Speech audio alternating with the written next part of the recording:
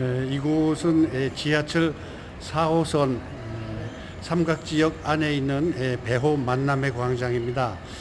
2009년 8월 29일 제가 주동이 돼가지고 이 만남의 광장을 조성을 했는데요. 당시 사실은 비용이 많이 들어가가지고 만드는데 엄청 힘이 들었습니다. 이 배호님 동상의 경우는 청동으로 제작을 해야 될 텐데 청동으로 제작을 하자니까 비용이 3천만 원에서 5천만 원이 들어간다고 그래가지고 굳이 FRP로다가 만들었습니다.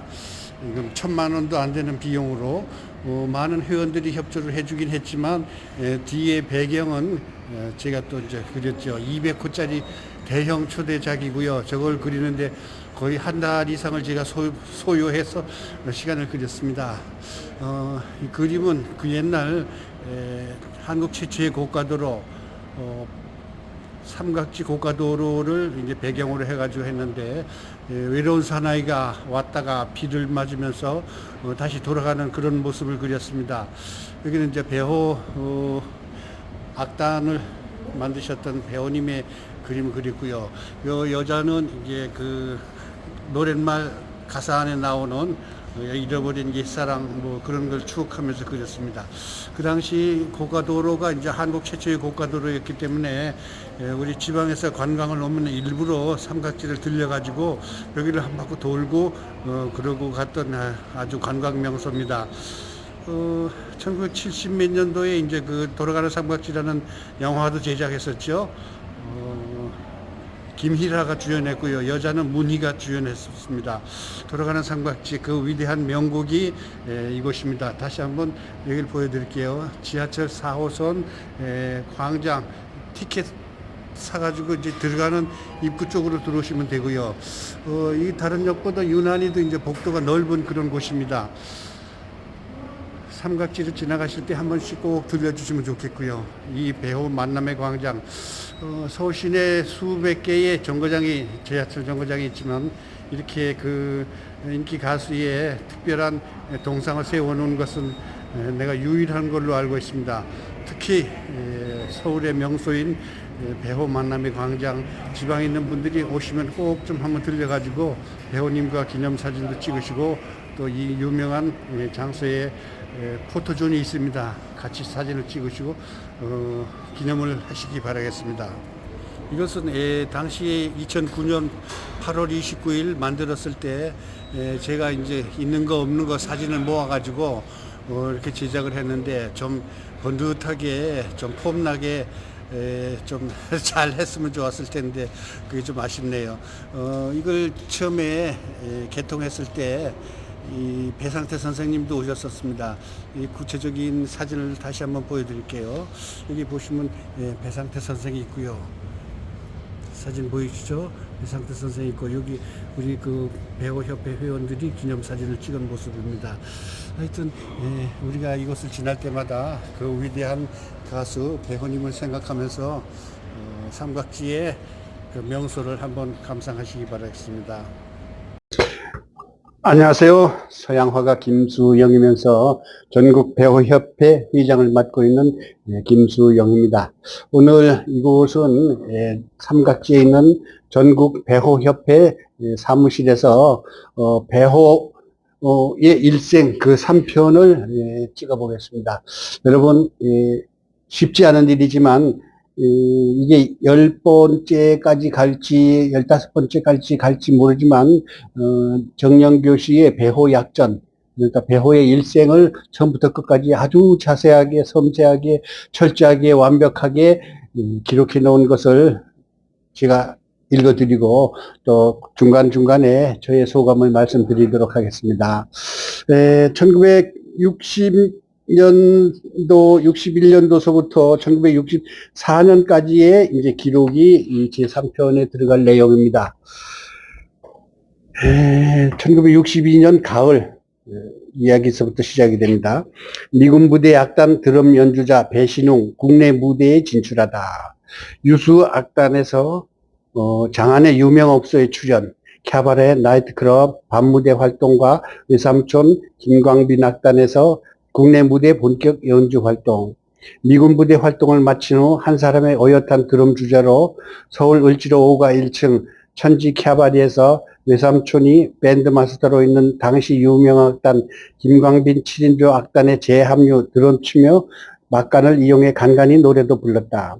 재미있는 것은 출연한 유명 가수보다 막간을 이용 악단의 반주로 노래하는 드러머인 배호의 녹색의 장미 등 김광빈 곡, 서구적인 발라드 풍인 노래를 배호가 무드 있고 고혹적인 창법으로 부를 때 관객들은 더 열광하여 박수갈채를 보냈다. 당시 유명한 업소였던 천지 호텔 캐바레에는 현미, 송민도 등 당시 유명한 A급 가수들이 출연을 하였으며 배호는 삼촌 악단의 연주자로 다양한 춤곡을 연주하였다. 당시의 춤곡은 주로 탱고, 지루박, 차차차, 스케이팅 왈츠 등으로 편곡한 가수들과 유명 외국곡들이 들어있었다. 80의 여자 댄서들이 손님들과 춤을 추는 장관도 보였다. 2층 천지 나이트클럽에서 김인배 악단의 드럼 연주자로 리드 가수로서 솜씨 있는 쇼 진행자로 1인 3역, 다양한 외국 노래 팝송, 어텀 리뷰스, 리턴 투 미, 칸소네, 샹송, 심지어 일본 노래, 사요나라 도쿄 등 물론 한국말로 불렀습니다. 부르기 시작, 매혹의 고음의 달콤한 음색과 호소력 있는 창법으로 큰 인기를 얻었습니다. 작곡가 김인배 씨의 회고에 의하면 보슬비 오는 거리 등을 작곡한 2000년 대통령 문화훈장을 수여한 김인배 씨의 말에는 배호는 정말 노래 잘하고 멋있었다. 요즘 가수들은 소리를 바락바락 지르지만 배호는 매끄러운 고음과 감정 표현이 대단했다. 그처럼 노래의 맛을 내는 가수는 지금도 없다. 그의 요절을 생각하면 예전이나 지금이나 너무 아깝다라고 아쉬워했다. 당시 배호가 드럼 주자였던 김광빈 악단은 7인조로 패밀리 악단으로 장안의 화제가 되어 1962년 유명 연예 오락 잡지인 아리랑에 취재할 정도였다. 아코디언이면서 악단장이었던 김광빈 씨와 피아노 외숙모 안마미 여사, 바이올린의 삼촌 처제의 드럼 있는 조카 배호, 이렇게 이제 패밀리 드러머 악단이었죠. 1963년 5월 배호의 최초의 가요 취입, 예명을 외삼촌 김광빈 선생에 의해서 배신웅에서 배호로 정하고 그해 개국한 동아방송 스튜디오에서 두 곡 생애 처음 취입, 김광빈 악단에서 활동할 때 MBC 정속 악단으로 활동함. 그러니까 최초의 침입은 김광빈 씨가 이름을 예명으로 배호를 지어줬고요. 그 다음에 처음 취입한 거는 1964년 5월이었습니다. 오리지널 곡은 아니었죠, 물론. 1964년에서 1966년 9월, 22살의 젊은 나이에 장안의 유명 악단인 12인조 풀 악단인 배호와 그의 악단 리더가 된 배호. 무명 가수이지만 실력 있는 반무대 악단 드럼 연주자이자 노래하는 드럼으로 장안의 인기를 한몸에 받으며 장안에서 모르는 사람이 없을 정도로 유명세를 탔음. 1964년 김광빈 악단 시절 조카의 뛰어난 노래 실력을 아낀 외삼촌이 본격적으로 가수로 성공시키고자 두메산골 작곡 가요계에 데뷔함. 그러니까 1964년에 김광빈이 작곡한 두메산골이 가요계에 데뷔했네요. 외삼촌 악단에서 나와 장안의 유명 업소에서 악단 드럼으로 활용함. 1964년 김광빈 곡인 두메산골로 가요계에 데뷔 후 독립하여 악단 활동을 희망하는 조카를 보고 이제 이 녀석이 떠날 때가 됐구나라고 판단, 물심양면으로 도와서 악단 구성을 해주었으며 자신이 편곡한 많은 연주곡 악보를 제공해 주었다. 외삼촌의 절대적인 도움으로 1964년 배호와 그 악단이라는 A급 풀 악단 12인조의 조직, 22살의 밴드 마스터로 안경 쓰고 고혹적인 고음의 창법과 캉캉복을 입고 노래하며 드럼치는 멋쟁이 가수로 장안에서 알만한 사람은 다 알 정도로 노래하는 드럼으로 유명해졌다.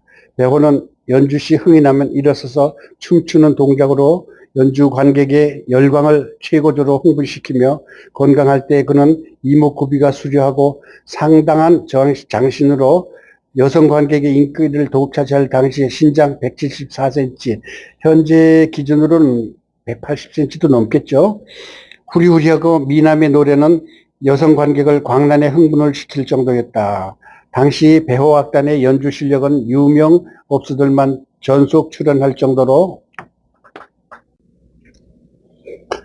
그들의 악단이 연주하는 나이트클럽 업소는 항상 인산인해로 그들의 연주에 혼이 나간 관객들은 공연 후 항상 광란에 가까운 소동으로 배호는 도망치듯 피신할 정도의 유명한 악단의 리더이자 리드싱거인 20대 초의 배호의 화려한 연주 모습이었습니다. 또한 드럼 실력은 신들린 듯 힘찼고 화려한 연주 제스처로 관객을 열광시켰다. 예를 들자면 드럼 스틱을 공중에 던져 받으며 특히 신이 나면 춤추는 듯한 동작으로 드럼 연주를 하였다. 관객들은 출연 가수나 다른 연주자는 보지 않고 배호의 드럼 연주만 넋을 잃고 구경할 정도로 그는 개성의 연주력을 갖춘 스타급 드러머의 면모를 보였다. 배호는 한국 가요사에서 전문 음악 연주인 출신의 솔로 가수 제1호로 파락됩니다. 당시 가수로서 배호처럼 9년여의 화려한 전문 연주인 경력과 튼튼한 음악 실력을 갖춘 후 솔로 가수로 진출한 경우는 배호가 최초인 것으로 알고 있다. 60년대 가수들은 대부분 고등학교를 졸업하고 가수의 꿈을 안고 상경, 음반사에서 밑바탕부터 고생하며 노래를 연습하다 운이 좋으면 음반 취입하는 경우가 대부분이었고 한명숙 씨 같이 미 8군에서 활동하다 국내 가요계로 진출한 경우도 많았다. 그 후 키보이스 등 컴보밴드 리드싱어 개념이 있었으며 그 후 70년대 그룹 사운드 리드싱어로 가수로 데뷔한 기타리스트 조용필 역시 기타리스트 윤수일 등도 전문 연주가 겸 리드싱어에서 솔로 가수로 성공한 경우다.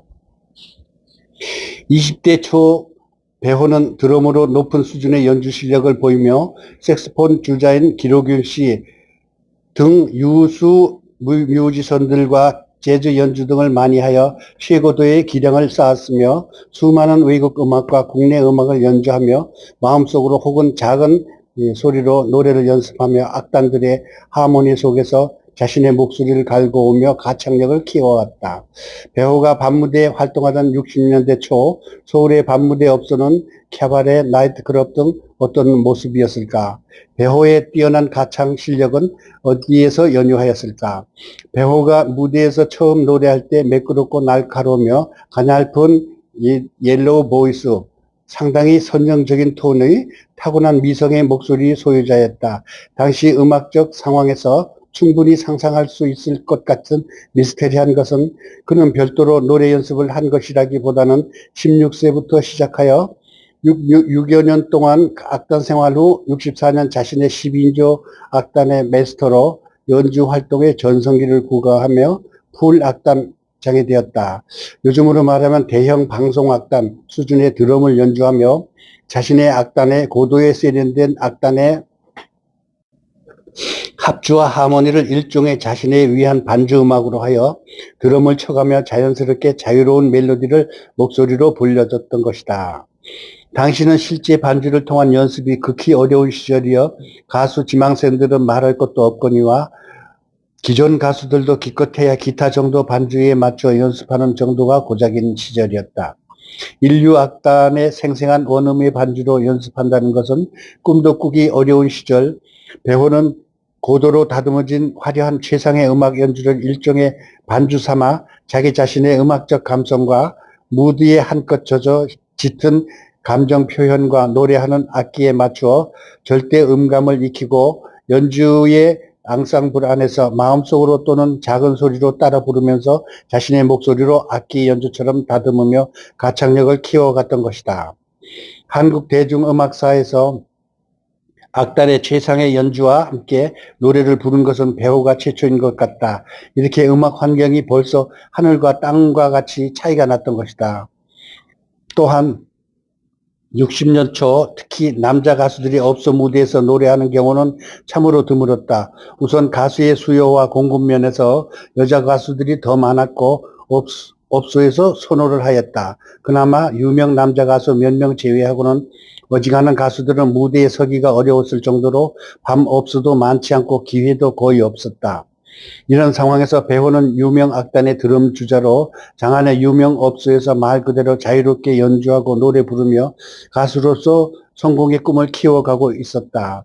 을지로 육가 천지에서 활동 시 배호는 KBS에서 하는 신인 가수 선발 대회에 몇 번 나갔으나 떨어졌다는 이야기를 천지 캐바레 관계자로부터 직접 들었다. 당시 한국 가요계는 점잖고 무난하고 차분하고 과도한 감정 표현을 금기시하였으며 어떻게 보면 건전 가요나 동요같이 쉽고 듣기 편한 일종의 이지 리스닝 스타일의 노래가 주류를 이루고 있을 때였다. 1960년대는 한국 대중가요의 르네상스라고 불릴 정도로 대중가요는 영화와 함께 라디오를 통해 전 국민의 일상생활을 위로하는 절대적인 오락물이었다. 배호의 외상점, 김광빈 씨의 굿바이나 그대만이 등 스윙 등 서구 경음악 리듬과 난잡하게 들릴 정도의 기교적인 반주, 몇 편곡과 멜로디의 배호의 창법 또한 감정 표현을 최대로 하여 고음을 가는 목소리로 절규하는 창법은 요즘으로 말하자면 당시의 김건모 스타일이었다고 할까? 리듬감 있고 기교적인 음악은 음악 관계자들이나 대중의 취향에 맞지 않을 정도로 있었던 것 같다. 그만큼 60년대 초 중반 대중가요는 너무 앞서 나간 것이다. 1960년 초 남자 인기 가수들로서는 배호보다 5, 6살 선배인 4명의 가수가 큰 인기를 얻었었다. 우선 최희준, 한국의 네킹콜이라고 불리며 허스키하고 구수한 창법을 불렀던 최희준을 꼽을 수 있다. 그리고 달콤한 음색의 한국의 페리코모라 불리던 박형준, 미성의 미남 가수 유주용, 애틋한 호소력의 위키리, 절친한 관계를 갖으며 왕성한 활동을 하던 때, 그리고 미성과 미남의 가수 금호동도 큰 인기를 얻었다. 1964년 한국 가요사의 초유의 절규하며 울부짖는 흡사 소울풍 창법의 가수 배호 등장, 두메상골로 가요계에 정식 데뷔한 삼촌 김광빈 씨는 외국 경음악 스타일의 노래를 지향, 조카를 대중가수로 성공시키기 위해 너무나 한국적인 정통적인 4분의 2박자의 느린 트로트풍의 두메상골을 작곡하여 조카를 데뷔시켰다. 재미있는 것은 배호 자신이 이렇게 촌스러운 노래를 나보고 어떻게 부르란 말이에요 하고 처음에는 불평을 했다고 한다. 외삼촌은 가수로 성공하려면 트로트풍의 노래를 해야만 대중적인 인기를 얻을 수 있다고 말해 주었다. 배호의 이 데뷔곡은 배호 특유의 고음 부분에서 애끓는 절규하듯 처절한 창법의 감정 표현에서 나오는 소름이 끼칠 정도의 흡사 귀신이 우는 듯한 음색과 창법의 호소력은 듣는 이를 놀라게 하였으며 가요 전문가들로부터 이런 노래는 대중가요라 할 수 없다는 혹평을 받으며 방송을 못했다. 그래서 배호는 방송을 못하니 대중에게 알려질 수 없었으며 자연히 가수로 성공할 수 없었던 것이다. 이 두메상골과 관련하여 재미있는 에피소드로 명사회자인 방송인인 김동건 씨의 회고에 의하면 동아방송에 처음 입사했을 무렵 아나운서 등 방송국 내에서 이 노래를 녹음해서 모두 즐겨 따라 부르곤 했다 한다. 이번 파트에서 중요한 것은 1964년 두메산골을 김광빈 씨 외삼촌에 의해서 처음 발표했었던 이야기와 함께 두메산골이 너무 촌스럽다 이래가지고 배우님 처음에 좀 싫어했다는 그런 그 일화가 나옵니다. 역시 배우님은 음악성이 있는 풀밴드 매니저로서 남미 음악이라든가 유명한 그 팝송을 연주하던 그런 분이니까 트로트라고 하면은 얼마나 촌스러웠을 것 같습니까? 당시에는 사실 우리 60년대 초만 해도 한국 그 음악의 그 연주 기법이라든가 아니면 방송 녹음 시설 이런 것이 부족했기 때문에 외국 곡에 감히 따라가질 못했죠. 당시 저도 이제 팝송 세대였고 제가 팝송을 엄청 좋아하긴 했는데 당시 그 연주자들 내지는 이 가수들이 외국 팝송을 번안해서 많이 불렀습니다. 우리 배우님도 물론 마찬가지지만 그렇게 그 악단장을 하시던 분이 두메산골 같이 좀 슬로우 템포의 트로트를 노래하려니 아무래도 좀 거부감이 났겠죠. 그리고 또 한 가지 그 배우님은 12인조 풀 밴드의 악단장이었잖아요. 22살 때. 당시 60년대 초에 저는 음악을 되게 좋아해가지고 그 60년대 초에 추석 특별 공연 이래가지고 시민회관에서 우리나라 그 보컬 그룹 경연 대회를 했었습니다. 지금 기억으로 키보이스가 있고요, 첸테이스가 있고요, 또 그 다음에 한 다섯 여섯 군데 그 그룹 사운드가 나와서 당시는 그냥 그 노래만 하는 가수들은 인기가 없었어요. 드럼 아니면은 기타, 퍼스트 기타, 세컨드 기타, 그 다음에 또 이제 다른 그 악기 트럼펫이라든가 뭐 아니면 색소폰이라든가 또 간혹 가다 부르긴 했지만 4인조 그 보컬 그룹이 대세였습니다. 지금처럼 그냥 노래하면서 춤추는 그런 보컬 그룹이 아니라 당시는 대단한 그 음악 실력이 있어야지만 가수가 되었고 또 연주자로서 라이브로 제대로 하지 않으면은 가수 측에도 못 끼었습니다. 그 당시에서 어설프게 그냥 뭐 노래 좀 한다 이래가지고 작곡사 사무실에서 많이 찾아가긴 하지만 작곡자들이 그 중에서 선택하는 사람들은 보통 실력자가 아니었습니다.